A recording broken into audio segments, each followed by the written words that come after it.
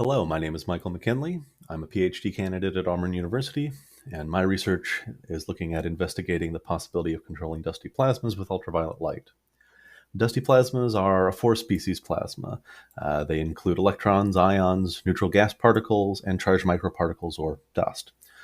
These dusty plasmas can be found in virtually every regime of plasma physics that we're familiar with: low temperature processing plasmas, fusion devices, interplanetary plasmas, and there's a range of applications that we're interested in with these systems. Isolated dust particles that are suspended in a plasma can be used as a kind of non-invasive diagnostic to look at underlying potential structures and things like that. Clouds or collections of strongly coupled particles can be used as a sort of analog for looking at dynamics of soft body systems. And because most of the behavior of these dusty plasmas are on macroscopic time and length scales, it puts us in the unique position to make direct observations of effects like wave dispersion relations or distribution functions for a series of particles. But unfortunately, there's a caveat here. There's a lack of direct control over the properties of the dust in these systems. The coupling between the dust and plasma parameters of our experiment means that you generally can't change one without changing the other. What our research is looking at is whether we can find ways, find a family of methods or techniques to alter the charging behavior of the dust while at the same time having only a minor effect on the background plasma. In order to do that, we need to learn more about the charging behavior of the dust. Dust that's suspended in a plasma will naturally collect electrons and ions from its surroundings until it reaches some kind of floating potential and equilibrium charge. But if we introduce new sources of charge, new charging currents to this system, we can shift that equilibrium.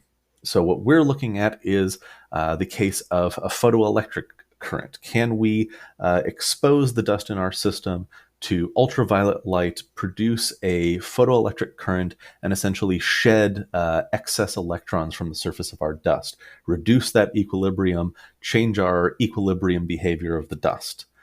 In order to do that, we're setting up a kind of proof of concept test.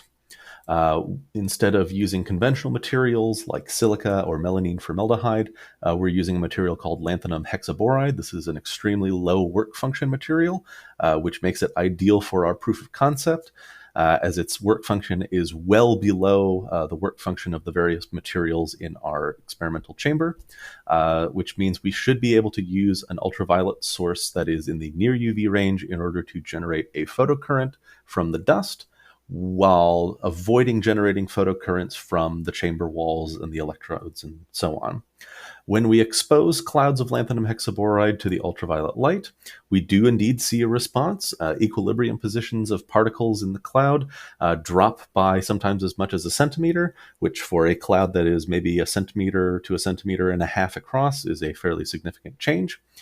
These drops in equilibrium position are highly repeatable.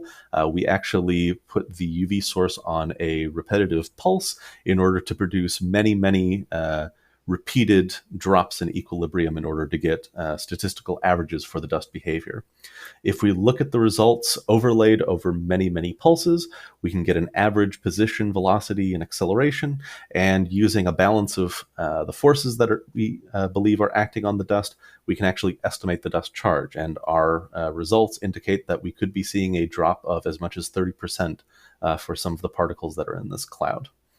If we look at the plasma, I'm pleased to say that we see very little response. There is a negligible perturbation to the background plasma. The floating potential, the density, the temperature are all relatively unchanged. We see deviations as low as 1% or less. There are some long-term effects that we believe we're seeing, but they are, again, quite small and generally occur on very long timescales compared to what we're usually looking at.